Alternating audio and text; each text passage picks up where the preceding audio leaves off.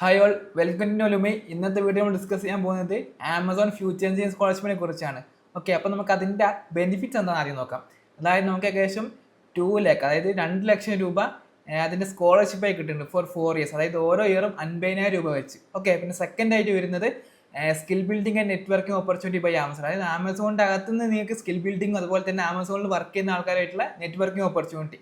പിന്നെ തേർഡായിട്ട് വരുന്നത് ലാപ്ടോപ്പ്, അതായത് നിങ്ങൾക്ക് ഒരു ലാപ്ടോപ്പ് ആമസോണിൻ്റെ ഭാഗത്ത് തരും. പിന്നെ അതുപോലെ തന്നെ നെക്സ്റ്റ് വരുന്നത് ഈ ഫൈനൽ നിങ്ങൾ സെലക്ട് ചെയ്തതിന് ശേഷം നിങ്ങളുടെ പെർഫോമൻസ് കാര്യങ്ങളൊക്കെ അനലൈസ് ചെയ്തിട്ട് നിങ്ങൾക്ക് ആമസോണിൽ ഒരു ഇന്റേൺഷിപ്പ് ചെയ്യാനുള്ള ഒരു ഓപ്പർച്യൂണിറ്റി കൂടി വരുന്നുണ്ട്. നെക്സ്റ്റ് നമുക്ക് ഇതിന്റെ എലിജിബിലിറ്റി ക്രൈറ്റീരിയസ് എന്തൊക്കെയാണെന്ന് നോക്കാം. ഫസ്റ്റ് വരുന്നത് നിങ്ങൾ ഫസ്റ്റ് ഇയറിൽ പഠിക്കുന്ന ഒരു female BE or BTech student ആയിരിക്കണം. പിന്നെ അതുപോലെ തന്നെ നെക്സ്റ്റ് വരുന്നത് നിങ്ങൾ 2023 ശേഷം +2 പാസ് ഔട്ട് ആയ ഒരാളായിരിക്കണം.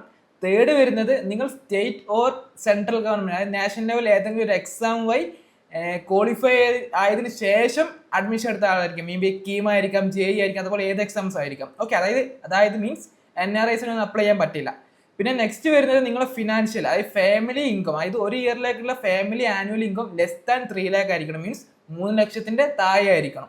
ഈ ആമസോൺ ഫ്യൂച്ചർ എഞ്ചിനീയർ സ്കോളർഷിപ്പിന്റെ ഏറ്റവും വലിയ അഡ്വാൻറ്റേജ് എന്താണെന്ന് വെച്ചാൽ അവർ സെലക്ട് ചെയ്യുമ്പോൾ 2 കാര്യങ്ങൾ മാത്രമേ നോക്കുള്ളൂ. നിങ്ങളുടെ +2 വരെയുള്ള അക്കാദമിക്സും പിന്നെ നിങ്ങളുടെ ഫാമിലിയുടെ ഫിനാൻഷ്യൽ സ്റ്റാറ്റസ്, അതായത് ഫാമിലിക്ക് എത്ര ആനുവൽ ഇൻകം ഉള്ള കാര്യങ്ങൾ മാത്രമേ നോക്കുള്ളൂ. മീൻസ് ഒരു കാസ്റ്റ് ബേസോ അല്ലെങ്കിൽ ഒരു community base kind of selection ആയിരിക്കില്ല. സോ നിങ്ങൾക്ക് എളുപ്പത്തിൽ കിട്ടാൻ ഭയങ്കര ചാൻസ് ഉണ്ടാവും. ഇതിന്റെ സെലക്ഷൻ പ്രോസസ്സ് എങ്ങനെ വരുന്നതെന്ന് വെച്ചാൽ നിങ്ങൾക്ക് ഫസ്റ്റ് ഓൺലൈൻ പോർട്ടൽ വഴി അപ്ലൈ ചെയ്യാം. അതിനുശേഷം നിങ്ങൾക്ക് വെർച്വൽ ആയിട്ട് ഒരു വെരിഫിക്കേഷൻ മീറ്റിംഗ് പോലെ ഉണ്ടാവും. അതിൻ്റെ അകത്ത് നിങ്ങൾ ഫിനാൻഷ്യലും അതുപോലെ തന്നെ അക്കാദമിക്സ് കാര്യങ്ങളൊക്കെ വെരിഫൈ ചെയ്ത് കഴിഞ്ഞാൽ നിങ്ങൾക്ക് ഈ ആപ്ലിക്കേഷൻ പ്രോസസ്സ് ഫർദർ ആയിട്ട് മുമ്പോട്ട് പോകാം.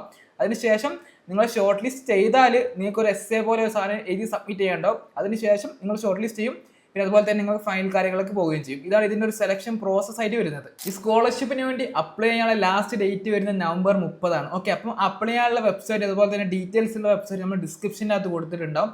പിന്നെ അതുപോലെ തന്നെ ഇതുപോലെ വേറെ പല സ്കോളർഷിപ്പിന്റെ ഡീറ്റെയിൽസ് ഷെയർ ചെയ്യാൻ വേണ്ടി നമ്മൾ റിസോഴ്സ് ഹബ്ബ് പറഞ്ഞൊരു വാട്സപ്പ് ചാനൽ തുടങ്ങിയിട്ടുണ്ട്. ഓക്കെ, അപ്പോൾ അതിന്റെ ലിങ്കും നമ്മൾ ഡിസ്ക്രിപ്ഷനിൽ കൊടുത്തിട്ടുണ്ടാവും. അതിൻ്റെ അകത്ത് ജോയിൻ ചെയ്യുക. അതിൻ്റെ നമ്മൾ ദിവസം പുതിയ സ്കോളർഷിപ്പിനെ കുറിച്ചുള്ള ഡീറ്റെയിൽ ഷെയർ ചെയ്യാറുണ്ട്. ഓക്കെ, അപ്പോൾ മാക്സിമം നമ്മൾ ചാനൽ സബ്സ്ക്രൈബ് ചെയ്യുക, ലൈക്ക് ചെയ്യുക, മാക്സിമം ഫ്രണ്ട്സിനൊക്കെ ഷെയർ ചെയ്ത് കൊടുക്കുക. കാരണം ആർക്കെങ്കിലും ഉപകാരപ്പെട്ടാലോ. ഓക്കെ.